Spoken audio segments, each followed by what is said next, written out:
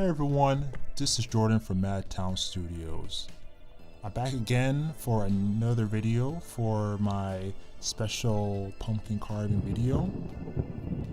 This part 2 is actually going to focus on my process in creating my little Halloween ghost person thing.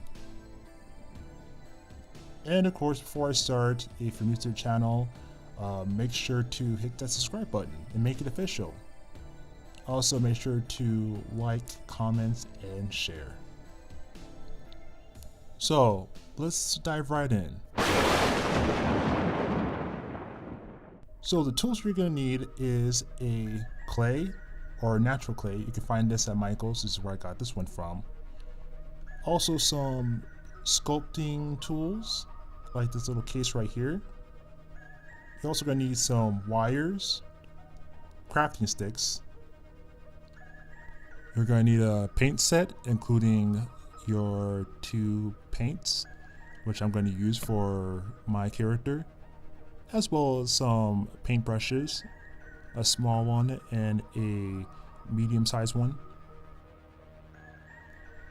And of course, find a platform that you don't mind getting a little messy. And yeah, let's jump right in.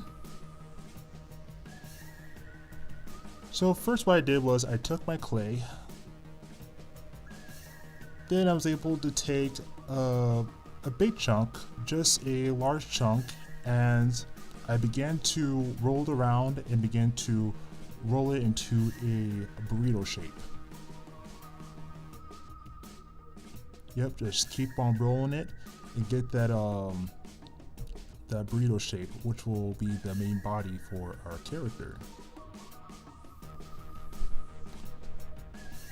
So now that you got this shape, I'm going to take a little bit more clay and I'm going to make my what I call a big teardrop. Yep, you're going to shape into pretty much a teardrop shape, which is going to be the antenna looking thing from my drawing. And I didn't do this in the process, but when you're about to attach 2 clays together, I recommend doing this first. Take a wire. You want to cut it so it's about so it reaches like halfway to the middle of the your burrito body clay and the tip of your teardrop clay. And what you're going to do is you're going to put it in the middle of the burrito clay. Then you're going to try to cover it up, make sure that the wire is like in the center, and then cover up with the rest of the clay. And then you're going to do the same with the teardrop. That way, that will be more connected together, and you won't have to make the hassle of trying to connect it while it's being heated and dried. So then I just continue just pinching the clay all the way around, make sure it's all the way connected. You can also take a little bit more clay and like try to put it on there. Then after that, I'm going to get some, well, you guess it, more clay. And this time I'm going to try to make the hands, the arms, the mouth, and the eyes.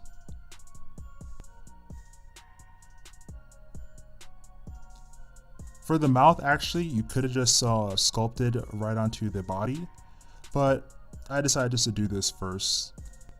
Alright. So for the arms, what I did was I took 2 of my crafting sticks, and I'm going to take the clay, flatten it out, and I'm going to roll that flat piece all around the sticks, 2 of them.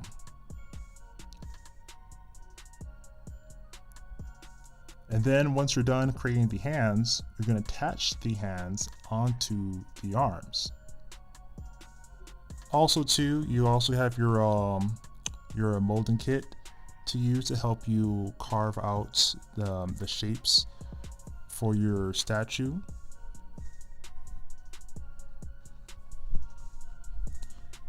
And what I like to use is have like a little bucket or a bowl of water. That will be easier for you to smooth out the clay. But yep, you're just gonna just sculpt every part of it. The mouth. Try to make it as almost like three-dimensional as possible, and that's what I'm trying to go for, since it's supposed to replicate the drawing. And the eyes, I kind of gave it a bit of kind of like eyelids a bit, just to give it like that, like I said, three-dimensional look. Yeah, it took a little bit of time, but after you're done and finished molding everything, molding the shape of your marquee statue, then what I did was I needed a way to get the statue to stand, because I will be putting this into the oven for it to harden. I was trying to figure out how to do this, but then I came to the conclusion that I'm probably gonna need to make like a stand for this so it's able to stand up on its own. So quickly I was able to take a big clump of clay, lay it down, able to form it at the bottom of my character, and then of course have it able to stand on its own. I had to do this a couple of times because it just kept on falling. But trial and error, keep at it, and you'll be able to find a way to solve the problem. So now you finally have your clay put together. Now it's time to heat this up. You're going to preheat your oven to 325 degrees. I give it to 20 to 25 minutes to cook. So, just continue to check on it if you can, about 10 minutes. But when you, next time you check on it and you feel it and it's hard enough, then it's time to take it out.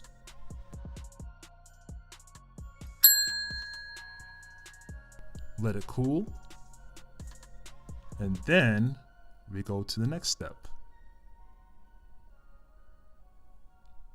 I was trying to figure out what kind of colors to put onto my my statue, but then I realized though that because I'm trying to reflect on the drawing, it's just a lot more easier just to do just a black and white, just like a ghost. So what you're going to do is you're going to take some paint, put some a little on, and I have just a medium-sized brush and a tiny brush. And first what I'm going to do is I'm going to take the medium brush and I'm going to paint the whole thing white. Now to get the coating perfect, I first put the first coat on, then I will put the second coat on. That way you'll get that glossy feeling,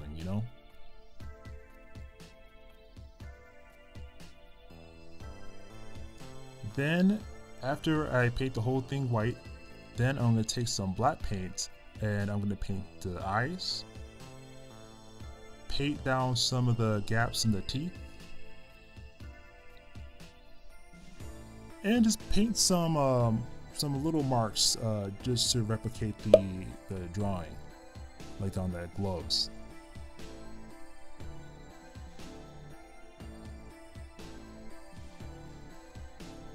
Then after you're done painting, you're going to just set it down, let it dry, and there you have it. one ghostly, ghoulish Halloween creature thing. Yeah, I honestly don't know what it's supposed to be. But yeah, there you have it. As I said before, it's like a trial and error. It took me a lot more time trying to sculpt this thing, and of course some things were falling apart, but you know, it ended up coming out just right.